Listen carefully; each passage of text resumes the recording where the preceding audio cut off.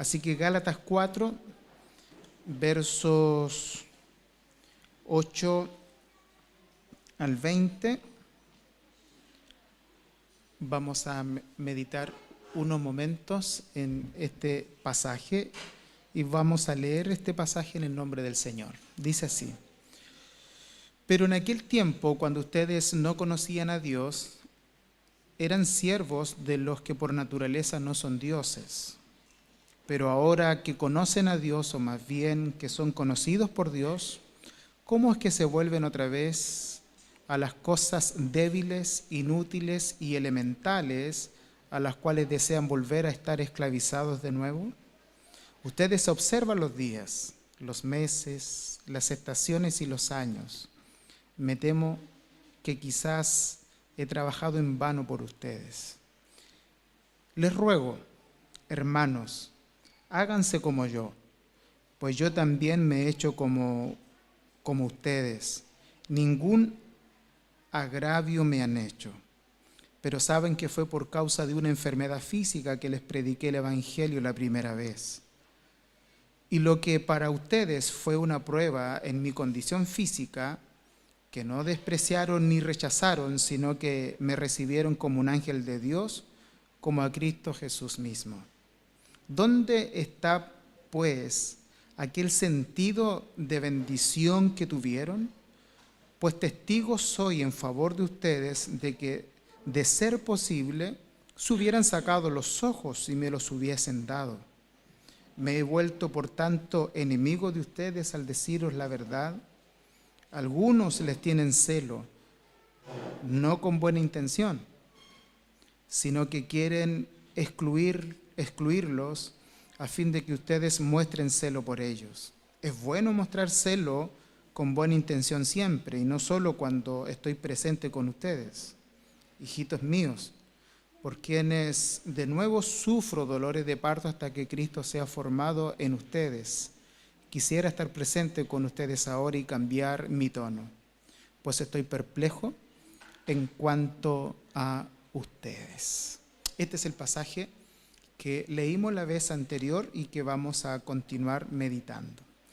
Pero antes de pasar más adelante, incline su cabecita conmigo. Señor, estamos aquí reconociendo la necesidad que tenemos de poder edificarnos y sobre todo, Señor, de poder conservar una salud espiritual sana, saludable. Para ello, Señor, el mejor remedio que contribuye, que nos protege, es tu palabra. Es la mejor vitamina que podríamos tener para un sano desarrollo y crecimiento. Por eso, Señor, abre nuestros oídos para recepcionar tu palabra y sobre todo, Señor, para que esta sea una realidad constante en nuestras vidas espirituales. Rogamos tu bendición sobre lo que vamos a hacer y que lo que no sea suficiente debido a la debilidad del predicador y también a la debilidad de los que escuchan, lo que no podamos alcanzar con nuestra mente, tu Santo Espíritu esté dispuesto a entregarnos, Señor, esa riqueza que se nos esconde debido a nuestra debilidad. Te lo pedimos, Señor, a través de Jesucristo, nuestro Salvador. Amén. Amén. Mis hermanos, mire, quisiera contarles que cerca de los 40 años, cuando fui entrando a la edad de los 40 años, comencé a tener una serie de molestias físicas. Estas molestias en realidad me llevaron a consultar a un médico debido a que la serie de dolores que sentía o los síntomas que yo tenía me hacían imposible ayudar al médico con facilidad para que él pudiera darme un buen tratamiento.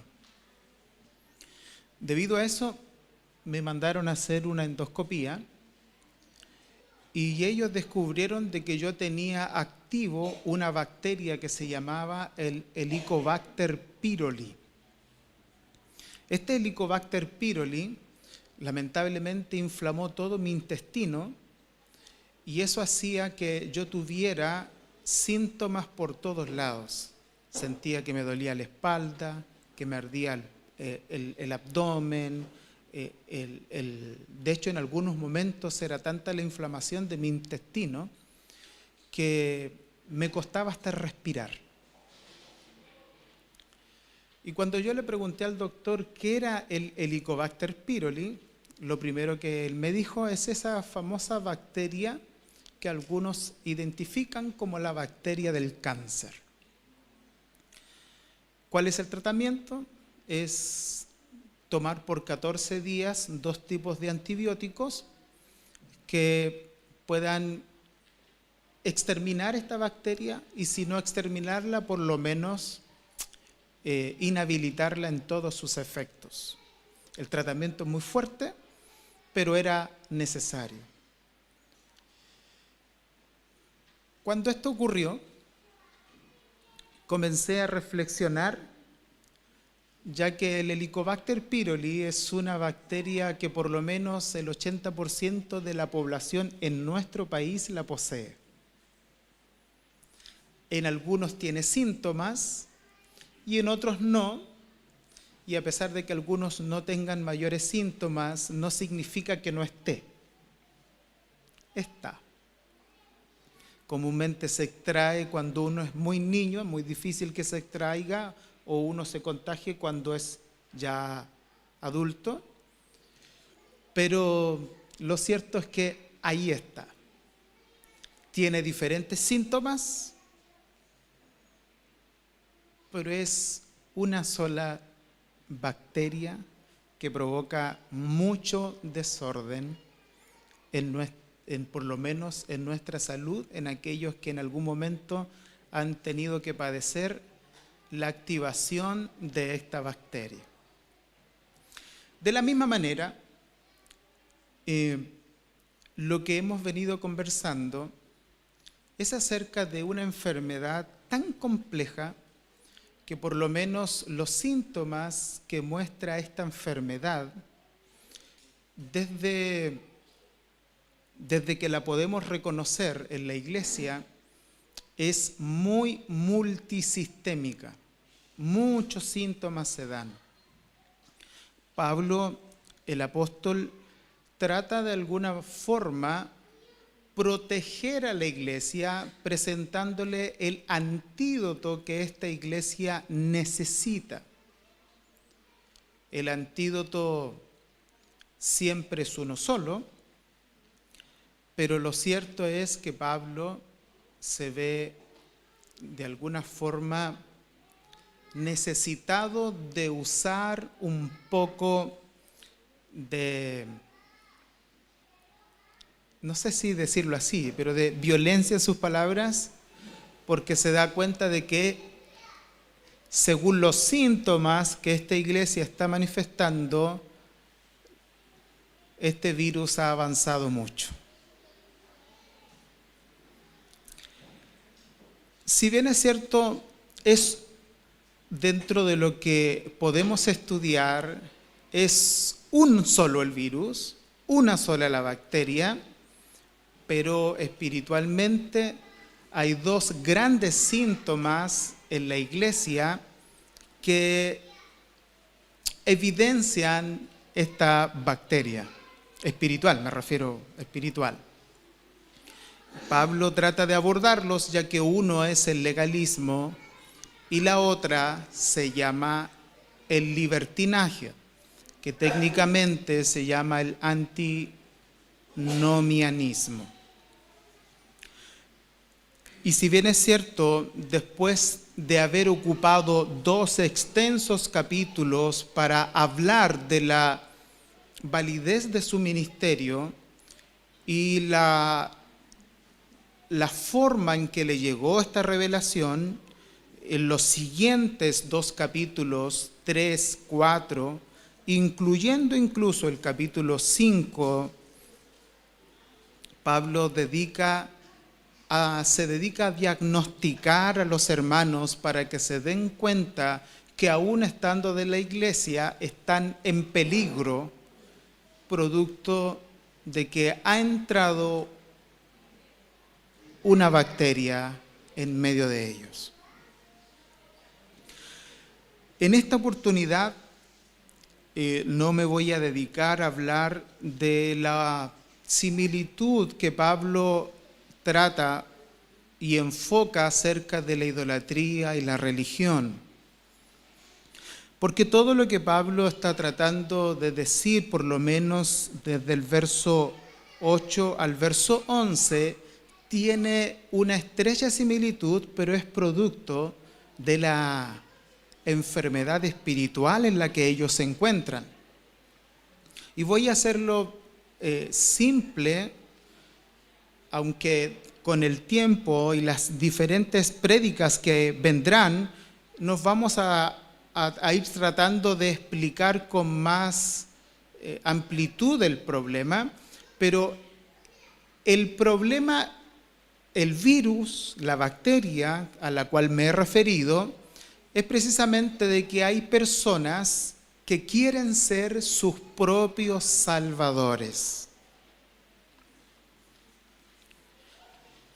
Hay personas que quieren ser sus propios salvadores y también sus propios señores.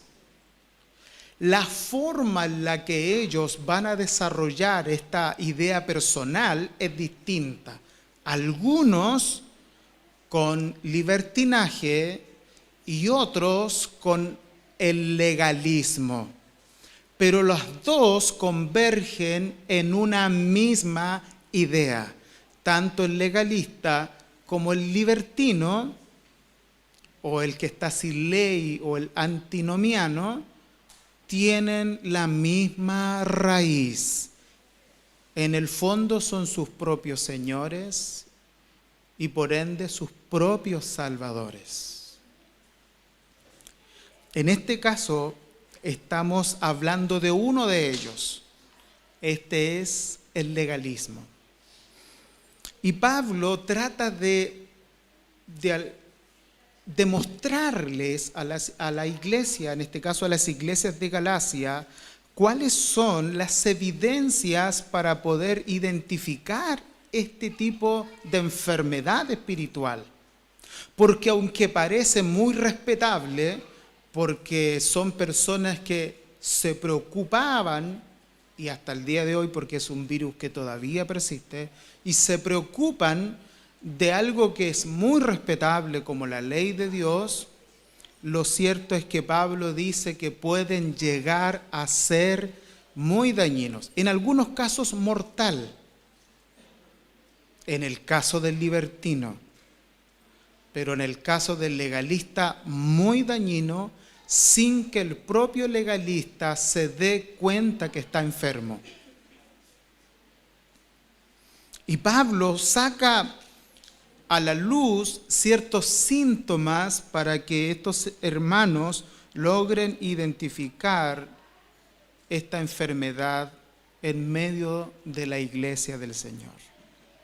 Yo la intención de predicar estos pasajes tienen el único objetivo de que nosotros tengamos una salud espiritual prolífera, clara, seamos lo más saludable posible y que cuando veamos que estamos cerca de estos síntomas, nos vamos inmediatamente al remedio, porque Pablo también da el remedio a esta enfermedad.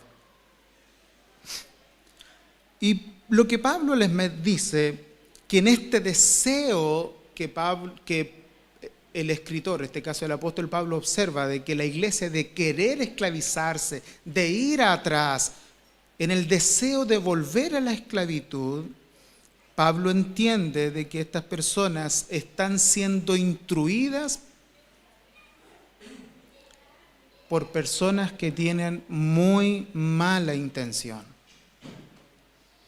Y es esa mala intención la que Pablo dice, esto es porque esto es una enfermedad en medio de ustedes. De hecho, el verso 12 dice, les ruego, hermanos, háganse como yo, pues yo también me he hecho como ustedes, ningún agravio me han hecho. Pero saben que fue por causa de una enfermedad física que les prediqué el Evangelio la primera vez.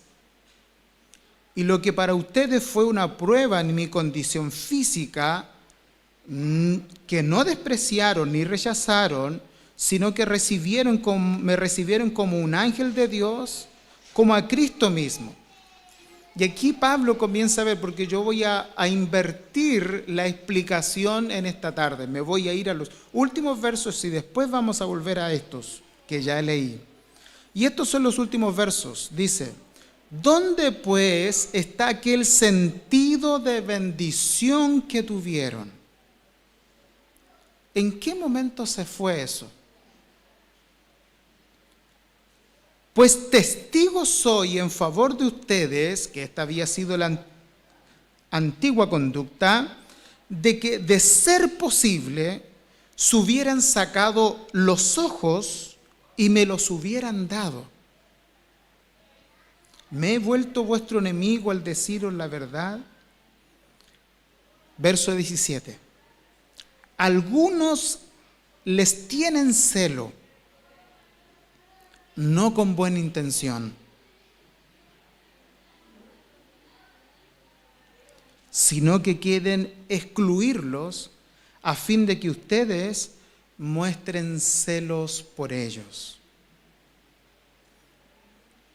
Lo que Pablo le está diciendo, miren, una de las evidencias de que esta enfermedad les ha alcanzado es precisamente que se ha roto la convivencia del pastor con sus ovejas. De hecho, Pablo usa un término aquí, se define como padre espiritual, por eso que le dice, hijitos míos, por quienes vuelvo a sufrir dolores como de parto. Pablo se define de manera paternal a ellos y Pablo dice, mire, algo pasó que se ha roto nuestra comunión. Esto ya es un muy mal síntoma. Pero esta comunión se ha roto porque hay personas que han hecho que esto ocurra. Y estas personas, lamentablemente, están dando evidencias de que no son personas saludables. Y esto Pablo les muestra, dice, ellos lo que quieren es a ustedes. Ustedes son el objetivo de estas personas. Y es más, dice, ellos tienen celo no con buena intención, sino que ellos quieren excluirlos a fin de que ustedes muestren celos por ellos. Es decir, estas personas, al querer separarlos de nosotros, quieren que ustedes sean el reflejo de ellos.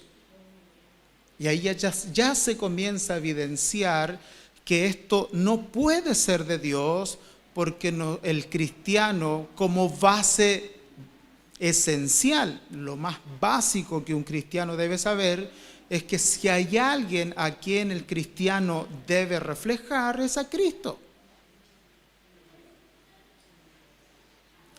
Permítame leérsele este pasaje, el verso 17, en la Biblia Nueva Versión Internacional.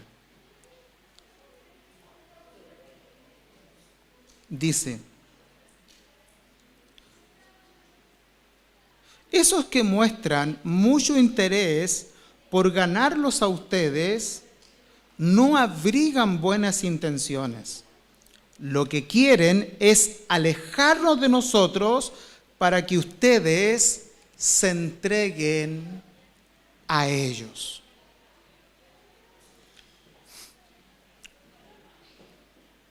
Y fíjese una cosa, ya hemos conversado por lo menos en 2 oportunidades que la base esencial del legalismo es precisamente ser su propio Salvador. Esa es la base esencial.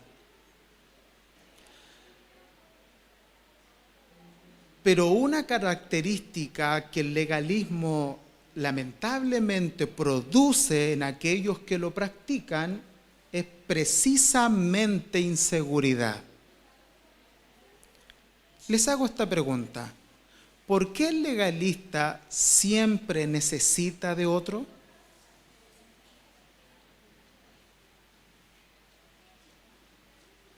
Y esa es la razón por la cual es infeccioso, porque comúnmente el legalismo necesita de otras personas. Porque alguien podría decir, mire, si tal hermano es legalista, la verdad es que a mí no me afecta. No me afecta, será su costumbre, será su idea o su cosmovisión, su forma de ver la vida, eso es cosmovisión, o su forma de ver su fe. No me afecta, con tal que él sea legalista para él, pero lo cierto es que nunca un legalista se siente cómodo siendo legalista de manera particular. Siempre va a necesitar de otro, siempre necesita a alguien que lo apoye. En este caso, esa es la razón por la que Pablo les dice con claridad a estos hermanos, les dicen, observen, ellos a los que quieren es a ustedes los quieren.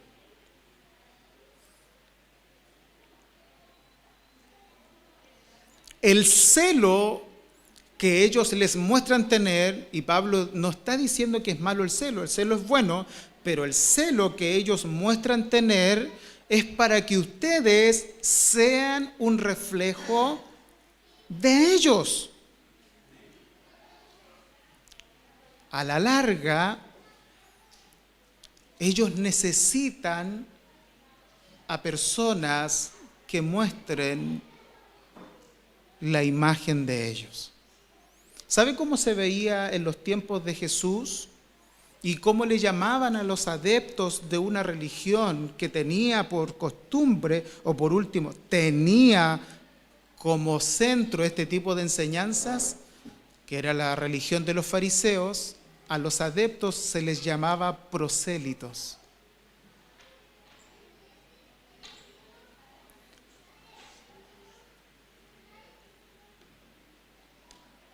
Y fíjese una cosa referente a esto.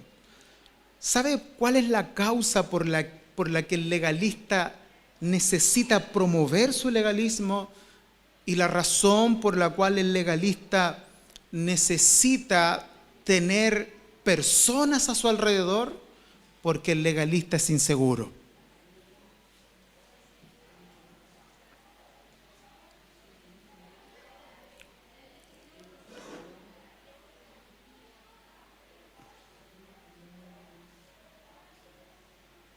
El legalista en sí, deje que lo atienda nomás. El legalista en sí es inseguro. ¿Y sabe cuál es la causa de su inseguridad? La causa de la inseguridad del legalista es que él nunca sabe cuándo está aprobado. Necesita que alguien valore su forma de vivir, su forma de pensar, valore sus criterios, valore lo que él promueve, porque él no sabe descansar única y exclusivamente en las promesas de Dios. No sabe hacerlo, no puede hacerlo. Las promesas de Dios no son suficientes. Por eso que necesita promover su conducta, su forma, necesita promover sus ideas, porque de alguna u otra manera es una persona insegura. Pablo en 1 Corintios 4, él menciona estar muy lejos de ese tipo de prácticas. Él como como plantador de iglesias y como pastor, ya que él dice que él no vive por la aprobación de los demás, ni siquiera él vive por su propia aprobación. Eso nos permite a nosotros entender que la idea de Pablo es confiar absolutamente en la palabra de Dios. En 2 de Corintios capítulo 12, Pablo llega a decir, ¿saben qué? Ni siquiera me puedo gloriar.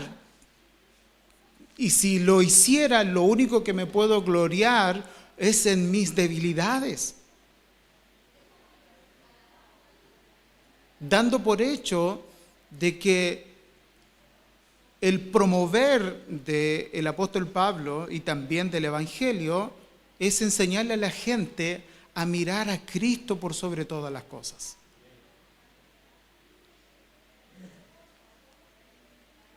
Es a Él a quien se debe mirar. Y es en su aprobación en la que tenemos que descansar.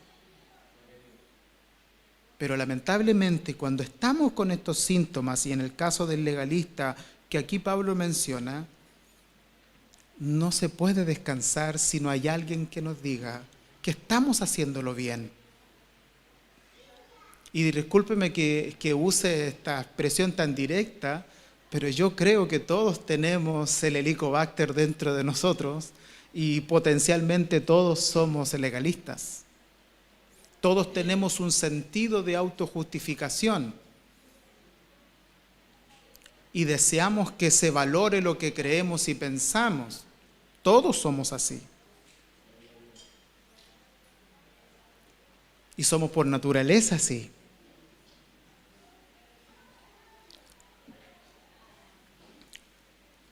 Otra de las cosas que nosotros observamos en este pasaje es que otra de las características de estas personas es que son inflexibles, a diferencia del apóstol Pablo.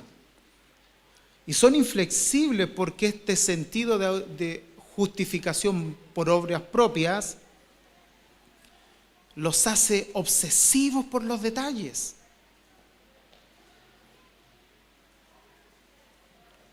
Y Pablo va mostrando ciertas diferencias entre ellos y él. Pablo les dice, recuerden, y por favor háganse como yo me hice como uno de ustedes. Yo no vine a hacer de la predicación del Evangelio una herramienta para que ustedes sean una copia pequeña de mí. Al contrario, yo me hice como uno de ustedes.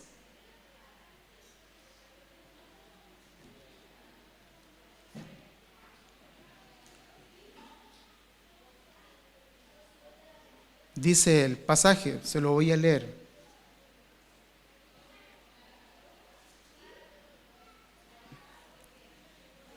Dice el verso 12, les ruego, hermano, que se hagan como yo, pues yo también me hice como uno de ustedes. Ningún agravio me habéis hecho. Y esto comienza a observarlo usted, porque cuando a uno, y especialmente cuando estamos en una iglesia donde el pastor tiene como visión que todos deben ser como él, esos son síntomas que nos deben parar las antenas y decir algo no está bien.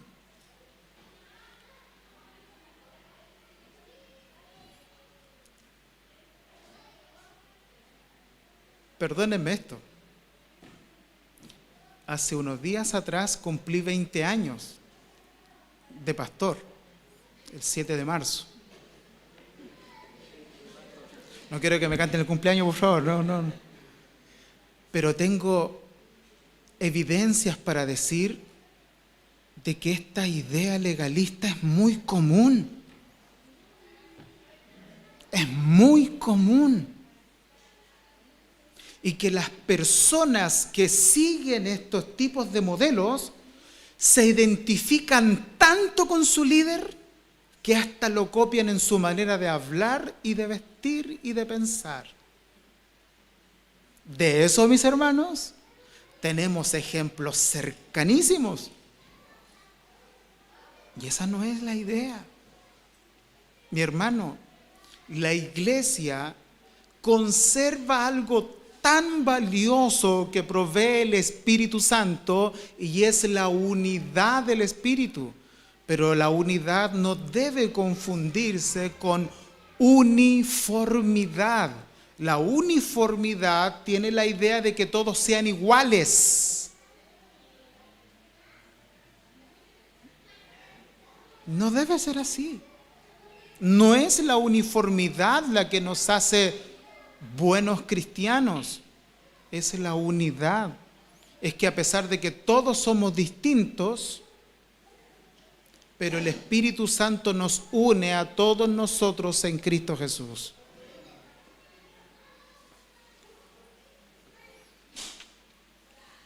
Esa es la razón por la que pueden haber personas de distintas posiciones políticas.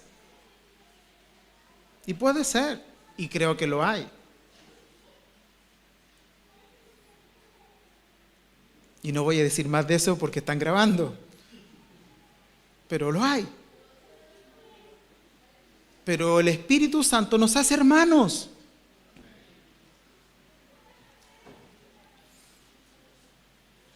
Y lo mismo pasa con cualquier tipo de cosas. Pero como el legalista busca esa uniformidad, les molesta la diferencia. Nos incomodan las diferencias. Fíjese en esto. Mi hermano, hay personas que nos gusta el traje, pero a otros les es incómodo. Y llegar a decir que aquellos que no llegan con corbata carecen de madurez espiritual porque yo sí la uso siempre, cuidado. Hay un legalista. Mi hermano, eso es... De hecho, ¿recuerdan ustedes a Chuck Swindoll? Y yo sé que este nombre para muchos debe ser familiar. Chuck Swindoll escribió el hermoso libro del Despertar de la Gracia que nuestros hermanos expusieron hace un par de años atrás. Y Chuck Swindoll, en uno de sus capítulos de ese libro, El Despertar de la Gracia, dice: ¡cuidado! Hay un asesino suelto. Vive al lado de tu casa. Se viste con terno y corbata los días domingos. Usa una Biblia debajo del brazo y se cree bueno. Cuidado, asesino suelto. Pero no asesina personas, asesina la libertad de otros.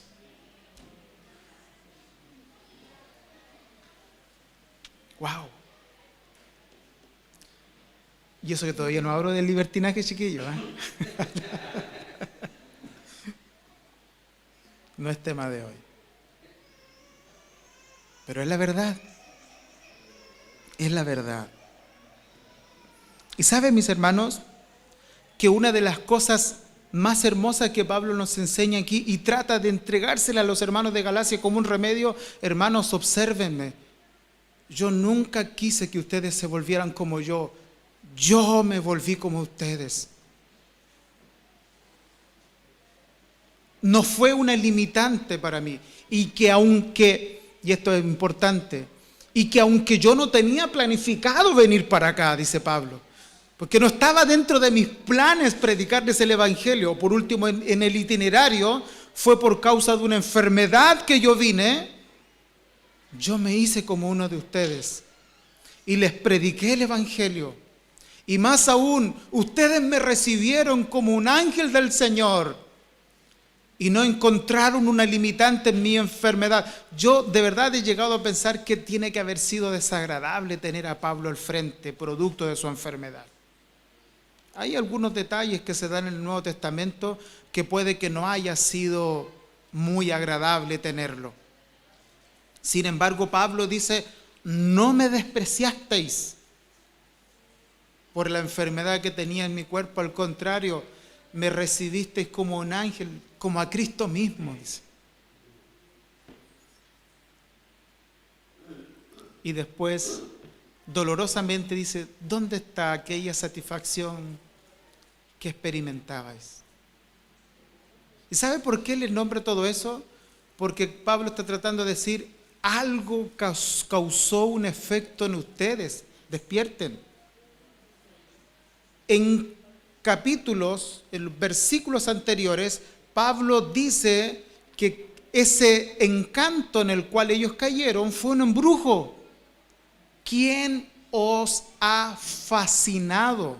Y esa palabra es embrujar.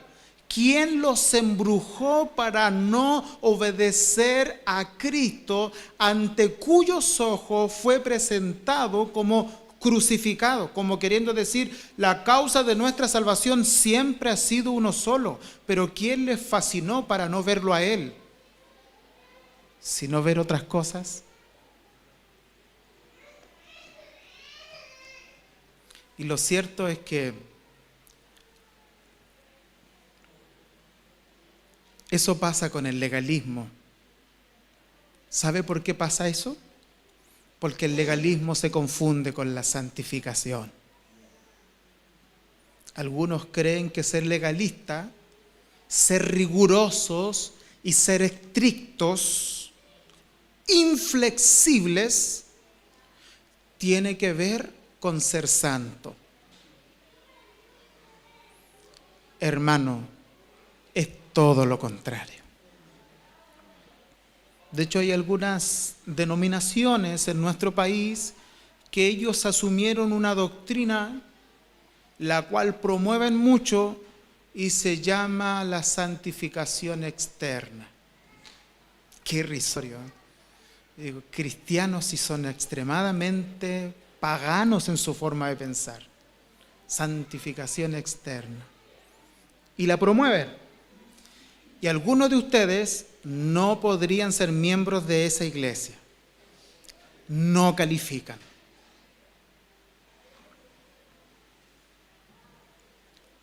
Menos si con el tiempo sus cabellos han sufrido una metamorfosis.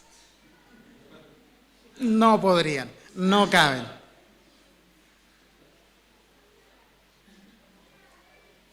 Yo de verdad lo digo con mucho cariño, ¿eh?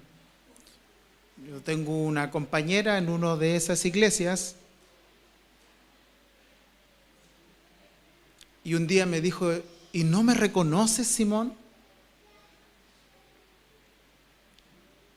Y no la reconocí. Y no la reconocí porque parece que el hecho que le caigan los años encima es sinónimo de santidad.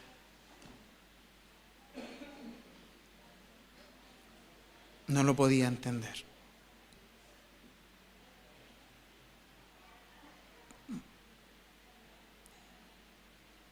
Y eso está mal. Está muy mal. Eso es una infección. Y es una infección dañina. Tan dañina que llegan a una conclusión. Somos los únicos dignos de ser llamados iglesia. Y nadie más es la iglesia del Señor, solo nosotros. Mi hermano, nunca juguemos con esas cosas. No, jamás. Jamás, mis hermanos. Al contrario, miremos al apóstol Pablo. Fue un hombre flexible y se los dice, yo fui flexible con ustedes. Eso es el Evangelio, porque el Evangelio constantemente nos vuelve los ojos hacia adentro. Y cuando el Evangelio nos vuelve los ojos hacia adentro, de verdad es que no tenemos fuerza para creernos buenos.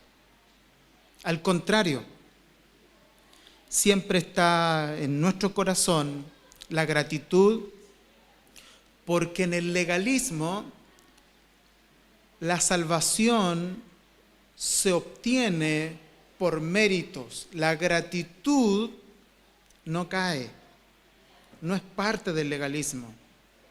Y en el Evangelio, la salvación se recibe como un regalo y el trabajo que mostramos por la obra de Dios es el resultado de la gratitud, no de ganarnos favor a nadie. De hecho, es más, en el Evangelio uno disfruta el amor del Señor porque sabe que va a estar de manera incondicional. Más en el legalismo, uno debe ganarse el derecho a ser amado. ¿Y sabe dónde está el engaño? Creer que lo puedo hacer, que me lo puedo ganar. Y eso es absurdo. Es absurdo. Muy por el contrario, Pablo dice aquí, escuchen esto, le dice Pablo, yo me hice como uno de ustedes. Después Pablo dice, Tim Keller, que una de las cosas que más Pablo quiso destacar en todo esto es ver la diferencia entre cómo él enseñaba y cómo los legalistas enseñaban. Y Pablo les dice, yo soy transparente con ustedes, háganse como yo. Es decir, no juzguen a los demás por sus apariencias, no las juzguen, háganse como yo. A ustedes tampoco los rechacé, aunque no estaban en mi itinerario, no los rechacé. Al contrario, entendí que mi enfermedad Dios la usó como una oportunidad para que el Evangelio llegara hacia ustedes. Así como ustedes no me despreciaron, yo tampoco los desprecié. Les prediqué el Evangelio.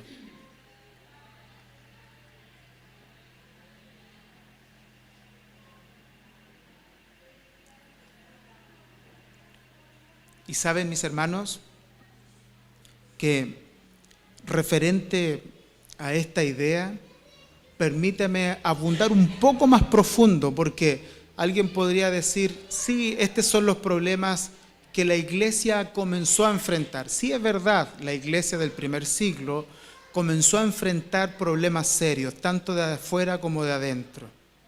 Y era necesario que así fueran porque en base a ese sufrimiento, la iglesia pudo levantar ciertos pilares para protegernos. Pero lamentablemente, esta enfermedad es milenaria. Y el hecho de que en el primer siglo se haya evidenciado síntomas de legalismo, no significa que eso dejó de ser en la historia. Todavía sigue siendo una enfermedad. Y aunque ustedes, lo más probable es que no muchos de ustedes tengan relaciones con algún judío o algún religioso, pero eso no nos exime de ser legalistas, porque el problema del legalista no es una religión externa, es una condición del corazón. A la larga, todos nosotros tenemos que reconocer que nos cuesta aceptar 100% las promesas de Dios. ¿Y sabe por qué? Porque el pecado afectó tanto nuestra mente que usted no se siente verdaderamente tranquilo si usted no hace algo para ganarse el derecho de ser amado, o por último el derecho de ser un salvado. Esa es la razón por la que muchos inventan cosas y hacen de cualquier cosa una regla. Pero lo mejor que podemos hacer para librarnos de este tipo de cosas es confiar en la promesa de Dios como suficiente. Mi hermano, confíe que es suficiente. Confíe que es suficiente. Yo por lo menos también observo que hay una especie de legalismo un poco pragmático. Perdóneme, le voy a explicar la palabra. Un poco pragmático. ¿Y a qué me refiero? A esa idea de querer autojustificarse producto de que en la forma en la que vivimos no nos va tan mal. Nos resulta lo que estamos haciendo. Y muchas veces, aunque estamos inseguros si es de Dios, evaluamos lo que estamos haciendo por los resultados. Eso es ser pragmatista. Y decimos, si no fuera de Dios, no pasaría así, porque si no fuera de Dios, no me iría tan bien. ¿Y quién te dijo que la Biblia dice que a los que no son de Dios les pasan puras cosas malas? En la Biblia encontramos muchas veces lo contrario, que a los que no conocen a Dios les va mejor que los que así le conocen. Así que evaluar a Dios por los resultados también es un síntoma, y mal síntoma, porque muchas personas han llegado a experimentar con cosas y como les resulta, después las promueve como una regla hacia los demás. A mi pastor le resulta, mire, ¿saben qué? A mi pastor le resulta hacer una oración a las 6 de la mañana todos los días. Entonces, si a él le resulta, es de Dios. Y cualquier iglesia que no ore a las 6 de la mañana, no son de Dios. Horrible. Horrible. Porque no puedes evaluar las cosas de Dios por el resultado. A este le va así. Le pasó lo que le pasó, porque quién sabe qué cosas hace. ¿No es común eso? Esta prédica podría llamarse Descubre el legalista que hay en ti, ¿no? Podría llamarse así.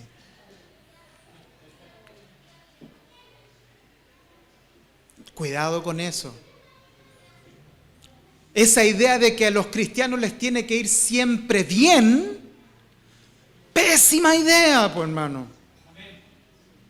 Si basta solo ver el ejemplo de nuestro Salvador, de sus discípulos, de la primera iglesia, y nos damos cuenta de que el bienestar no es un indicador ni de salvación, ni de una buena salud espiritual, porque, escúchalo bien, el Evangelio no es un antídoto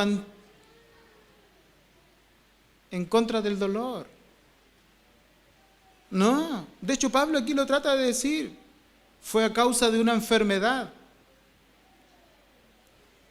Pablo reconoce que Dios estaba usando su sufrimiento, su debilidad, para llevarle el Evangelio a los hermanos de Galacia. De modo tal que Pablo vio su enfermedad como una oportunidad.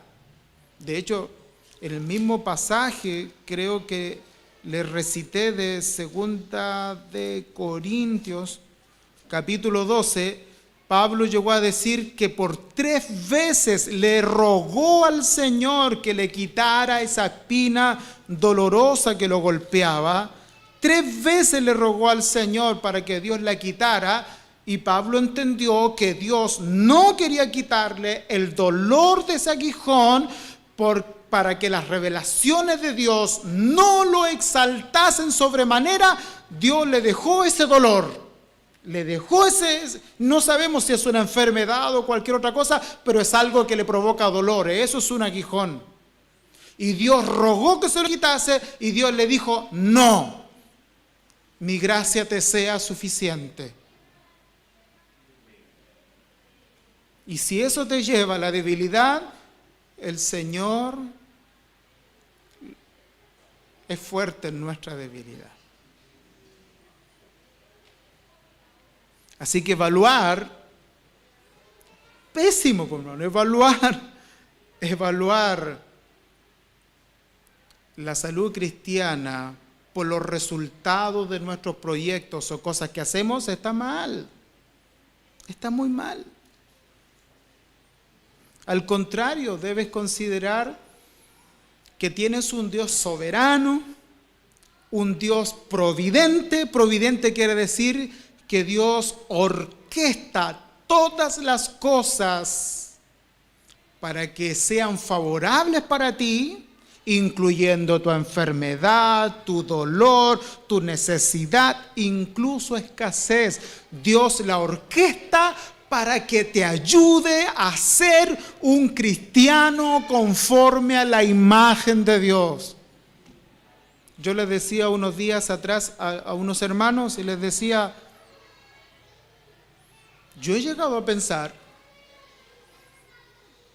de que si Dios no me ha dado todo lo que yo quisiera que me dé, porque yo a veces sueño con cosas, como por ejemplo, sí, estas cosas pasan, pongo al Espíritu Santo por testigo, aquí lo pongo a él por testigo.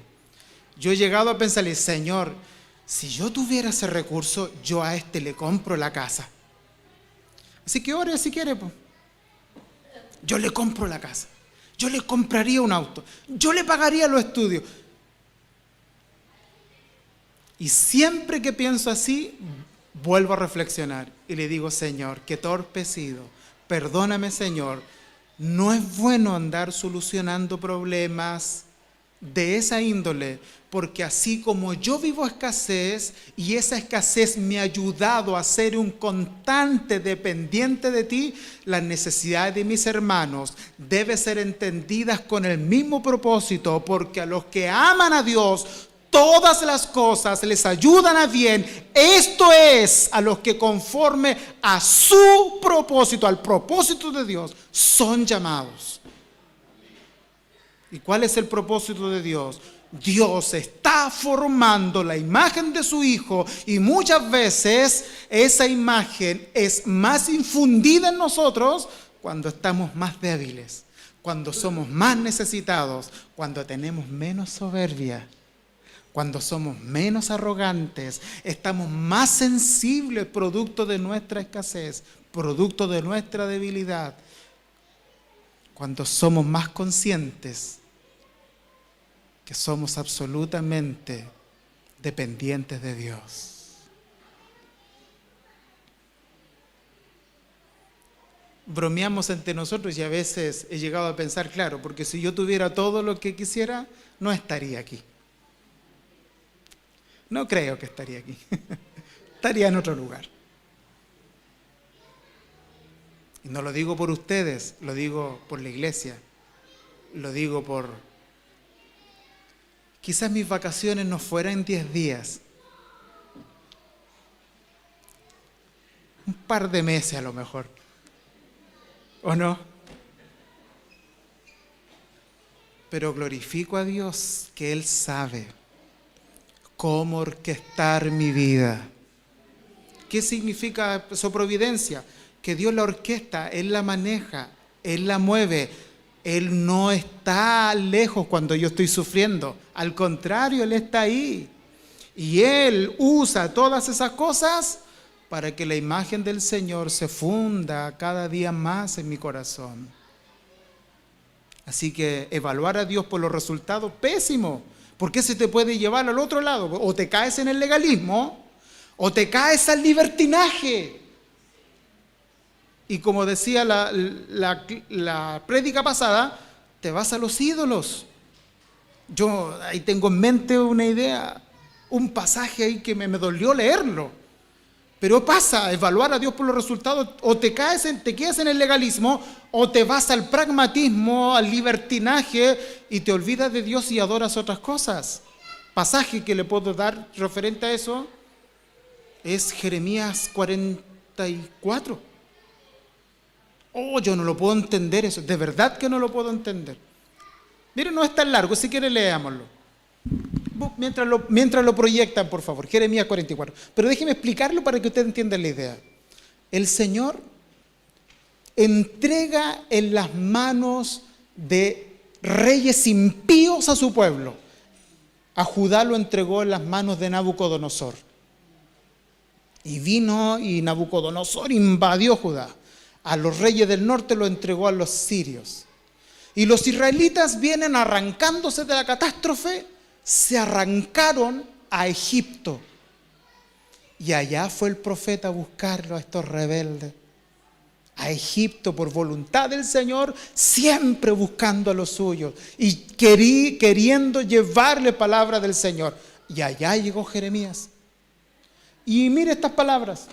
Palabra que vino a Jeremías para todos los judíos que moraban en tierra de Egipto, los que moraban en Migdol, en Tafnes, en Memphis, en tierra de Patros, diciendo: así dice el Señor de los ejércitos, el Dios de Israel: vosotros habéis visto toda la calamidad que he traído sobre Jerusalén y todas las naciones de Judá. Y he aquí, hoy están en ruinas y no hay en ellas morador. A causa de la maldad que ellos cometieron para provocarme a ira, quemando constantemente sacrificios y sirviendo a otros dioses que no habían conocido ni ellos, ni vosotros, ni vuestros padres. Con todo os envié a todos mis siervos los profetas repetidas veces diciendo: no hagáis ahora estas cosas abominables que yo aborrezco. Pero no me escucharon, ni inclinaron su oído para apartarse de su maldad, para dejar de quemar sacrificios a otros dioses. Por tanto se derramó mi ira y mi furor ardió entre las ciudades de Judá y en las calles de Jerusalén, que fueron convertidas en ruinas y desolación como lo están hoy. Ahora pues, así dice el Señor Dios de los ejércitos, el Dios de Israel: ¿por qué os hacéis un daño tan grande a vosotros mismos, cortando de entre vosotros a hombres y a mujeres y lactantes de en medio de Judá, sin que os quede remanente, provocando a ira con la obra de vuestras manos, quemando sacrificio a otros dioses en la tierra de Egipto, a donde habéis entrado a residir, de modo que seáis exterminados y vengáis a hacer maldición y oprobio entre todas las naciones de la tierra? ¿Habéis olvidado las maldades de vuestros padres? Las maldades de los reyes de Judá y las maldades de sus mujeres y de vuestras propias maldades y las maldades de vuestras mujeres que cometieron en la tierra de Judá y en las calles de Jerusalén. Entre paréntesis, Jeremías le está diciendo: ¿cómo no reconocen que la razón o la causa por la cual esto vino fue porque ustedes me olvidaron? Si las ciudades se encendieron fue porque ustedes me olvidaron, se fueron del lado mío. Pero hasta hoy no se han humillado, ni han temido, ni han andado en mis leyes, ni mis estatutos que puse delante de vosotros y delante de vuestros padres. Por tanto, mire lo que dice. Por tanto, así dice el Señor de los ejércitos, el Dios de Israel: he aquí, volveré el rostro contra vosotros para mal y para destruir a toda Judá. Y quitaré el remanente de Judá que ha decidido entrar en la tierra de Egipto para residir allí. Y serán abandonados en la tierra de Egipto, caerán a espada, por el hombre serán acabados. Tanto el pequeño como el grande morirán a espada y de hambre, y seréis motivo de maldición, de horror, de opresión y de oprobio. Y castigaré a los que moran en la tierra de Egipto, como he castigado a Jerusalén, con espada, con hambre y pestilencia.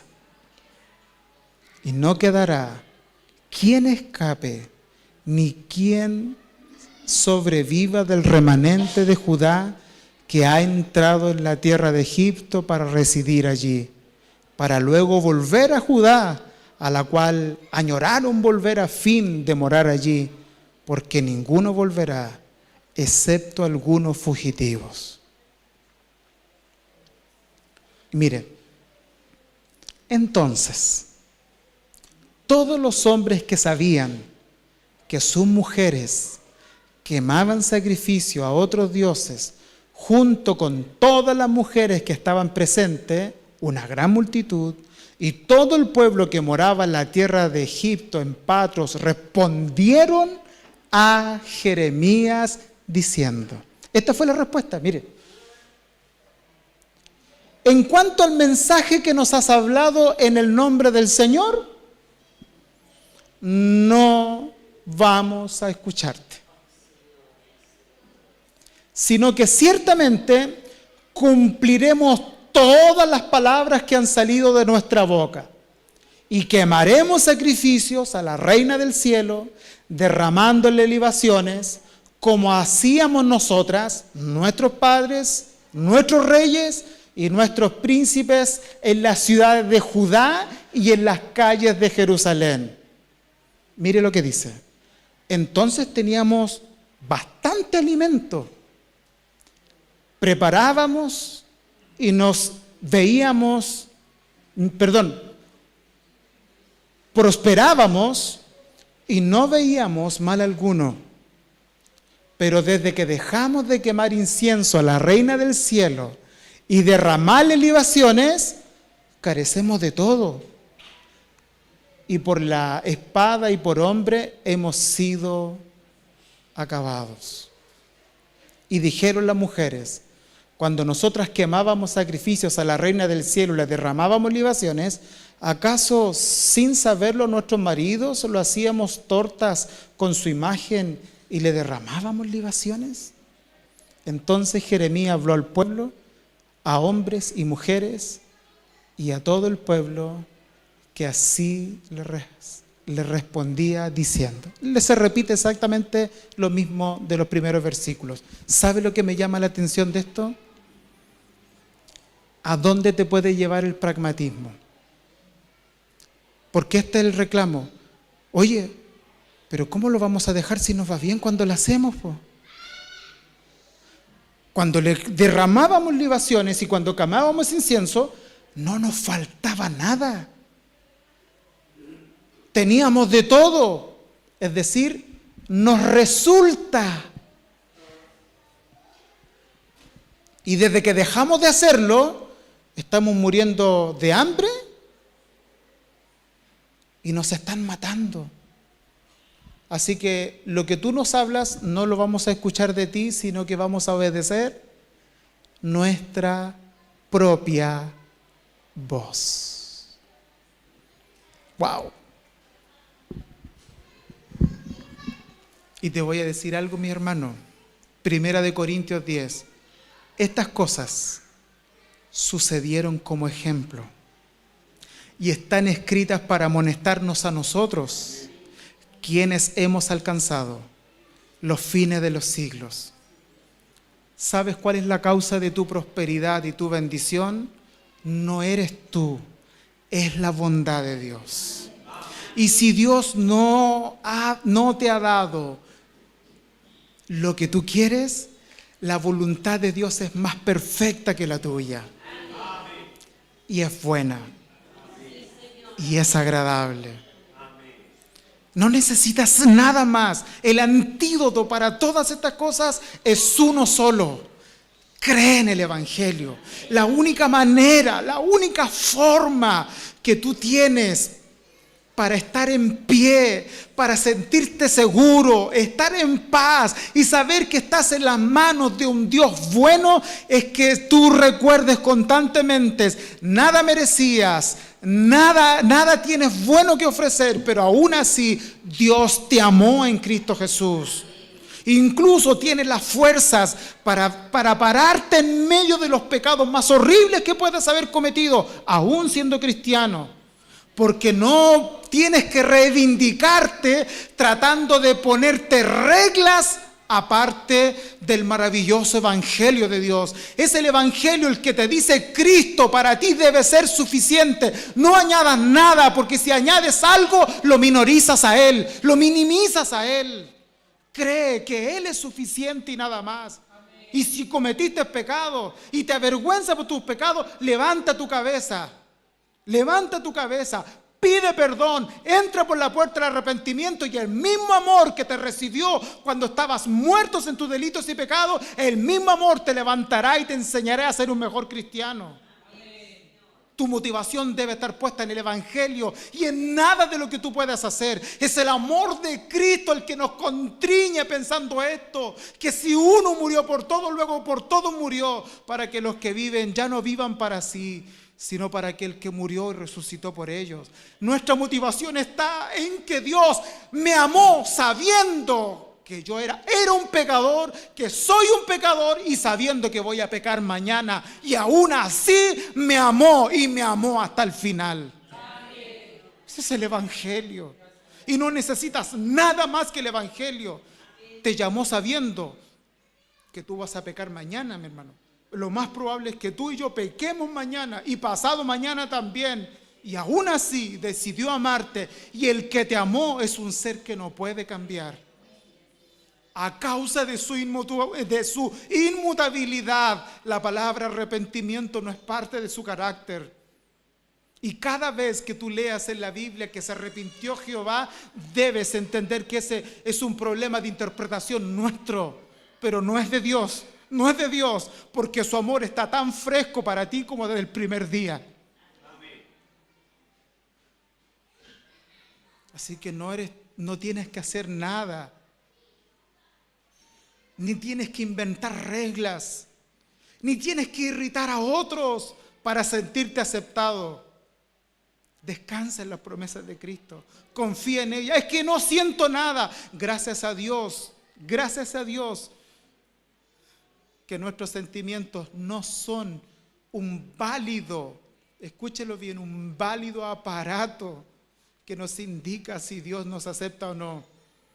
Porque si no estaríamos sintiendo en un día aceptado y al otro día despreciado. Sino que lo único que tenemos que hacer es confiar en en las promesas que Dios nos ha dado.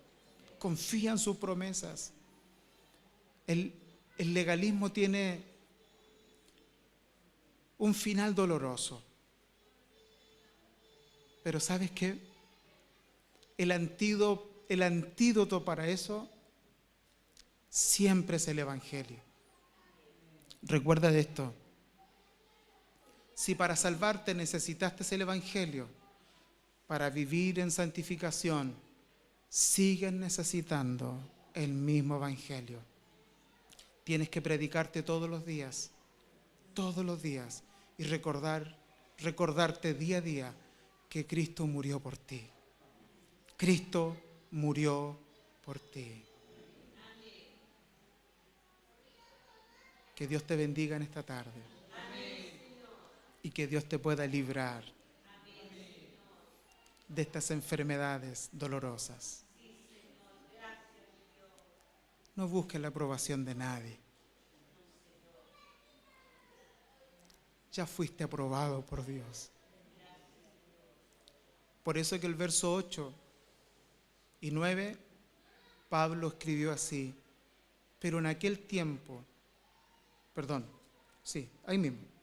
en aquel tiempo cuando ustedes no conocían a Dios, eran siervos de los que por naturaleza no son dioses. Verso 9, pero ahora que conocen a Dios, punto y coma,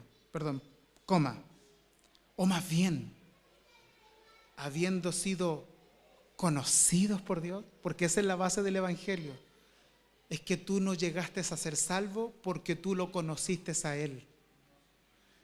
Tú eres salvo porque Él te conoció a ti. Tanelo decía una gran verdad el día miércoles, que a veces algunos tienen la idea del Evangelio como cuando Dios juega cuando yo juego esa maquinita donde sale una garra y saca peluche, ¿cierto? Entonces tenemos esa idea de que como que Dios mete una moneda celestial y va a ver a cuál le achunta para sacar el peluche que salvó. No funciona así el Evangelio. El Evangelio no es eso.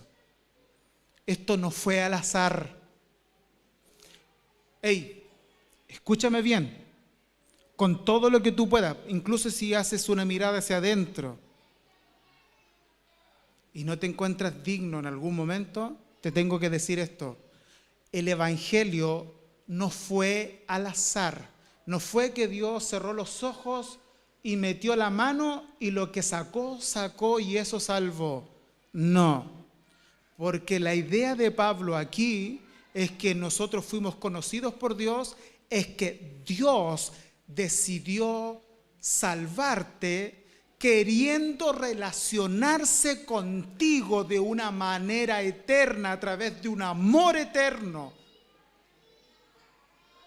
teniendo afecto contigo, de modo tal de que Dios decidió desde un principio a quien amar con nombre y apellido. No fue al azar, sino que esa es la razón por la cual entendemos que muchas veces encontramos cosas como esta, que nuestros nombres están inscritos en los cielos para hacernos entender qué tan personal fue nuestra salvación. Nuestra salvación es así de personal. Incluso cuando tú y yo nos portamos rebeldes con Él. Lo sabía desde un principio. Y aún así decidió salvarnos. Por eso que el texto de Romanos 5:10 nunca se nos debe olvidar. Es parte de esos textos. No sé tú, pero yo a veces lo uso para todo, hasta para las cosas más importantes. Ahí está. Mas Dios mostró su amor para con nosotros, en que siendo aún pecadores, Cristo murió por nosotros, porque todavía lo somos. Y lo más probable es que antes que seamos transformados, lo vamos a seguir siendo. Mientras estemos de este lado de la eternidad,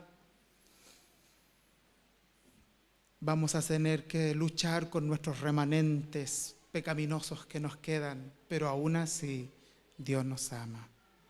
Tienes que predicarte el Evangelio, tienes que hacerlo constantemente y en base a esa aceptación construir tu vida cristiana. Que Dios te bendiga, Dios te guarde y el Evangelio sea medicina para ti.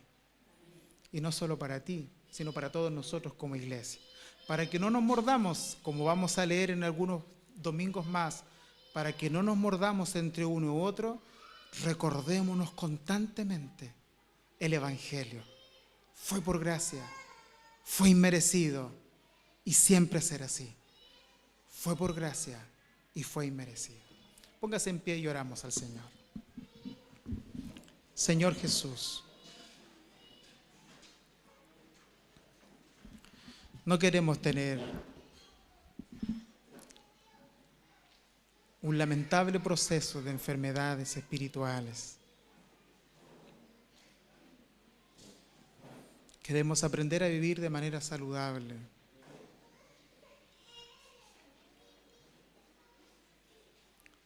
Decía un querido profesor de que el pecado de uno nos afecta a todos.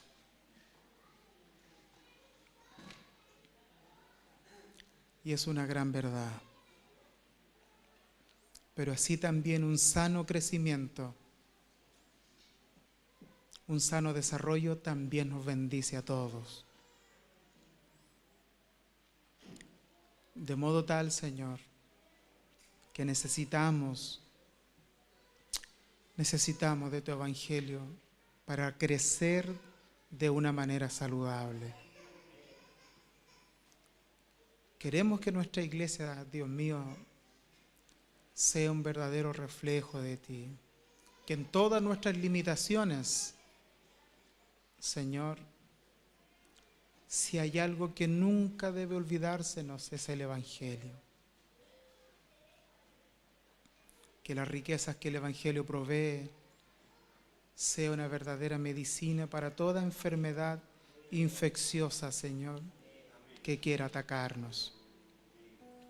Por favor, Señor, aún en las horas más difíciles, complejas, aún cuando pecamos delante de ti, que no quedemos consumidos en nuestras tristezas, sino que recordemos el precioso amor de Cristo para nosotros. Y al recordar ese amor nos podamos estimular unos a otros en el mismo amor. Y creciendo así, Señor, vamos a ser una iglesia que esté preparada para curar y para vendar las heridas de los que han sido golpeados, Señor. Por eso bendícenos como iglesia. Y que siempre en nuestra mente esté el deseo de predicarnos el Evangelio. Bendice a mis hermanos, Señor. Desde el más pequeño hasta el más grande. Que las bases del Evangelio les sean una bendición. Señor, bendícenos siempre y esté tu amor siempre dispuesto para nosotros. Te lo rogamos a través de Cristo Jesús, nuestro Señor y Salvador. Amén. Amén.